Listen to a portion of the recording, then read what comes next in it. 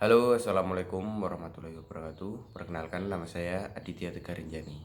Kali ini saya akan membahas macam-macam norma dan sanksi, pengertian dan pengelolaan hukum. Yang pertama kita akan membahas macam-macam norma dan sanksi terlebih dahulu. Yang pertama ada norma agama. Norma agama menjadi pedoman manusia dalam menjalankan aktivitas sehari-hari. Keyakinan yang dimiliki berbagai agama juga memiliki aturan serta sanksi bagi siapapun yang melanggarnya, seperti mendapatkan dosa. Sanksi ini biasanya didapat setelah manusia itu meninggal dunia. Yang kedua adalah norma kesopanan. Norma kesopanan menjadi aturan yang berkaitan dengan sopan santun, tata krama, dan adat istiadat.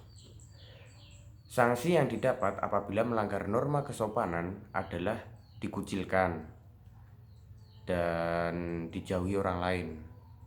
Yang ketiga ada norma hukum. Merupakan peraturan yang dibuat oleh lembaga kuasa negara yang bertujuan untuk mewujudkan ketertiban dan kedamaian dalam masyarakat. Sanksi yang didapat apabila melanggar norma hukum adalah dihukum sesuai dengan berat dan pelanggaran yang dilakukan. Yang keempat adalah norma susila. Norma ini merupakan peraturan hidup yang bersumber dari hati nurani manusia. Sanksi yang didapat apabila melanggar norma susila adalah resah dan lain-lain yang merupakan tekanan batin. Kemudian kita akan membahas pengertian dan penggolongan hukum. Sistem hukum nasional adalah kegiatan-kegiatan pembangunan hukum yang mendukung dan menghasilkan berbagai unsur.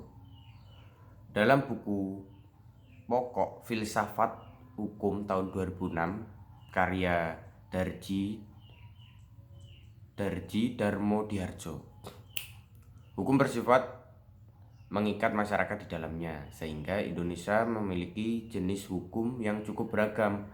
Ada berbagai penggolongan hukum sesuai substansi materi hukum yang ada di Indonesia. Yang pertama, berdasarkan bentuknya. Hukum berdasarkan bentuknya terbagi menjadi tiga, yaitu hukum tertulis, hukum tidak tertulis, dan hukum peradilan. Yang kedua, berdasarkan isi. Hukum berdasarkan isi terbagi menjadi dua, yaitu hukum publik dan privat. Hukum privat. Kemudian berdasarkan sifatnya.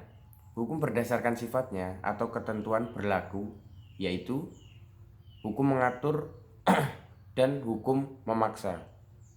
Kemudian yang keempat ada berdasarkan tugas dan fungsinya. Hukum ini dibedakan menjadi dua, yaitu hukum materi dan hukum formal.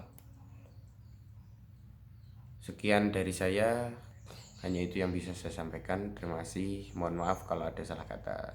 Wassalamualaikum warahmatullahi wabarakatuh.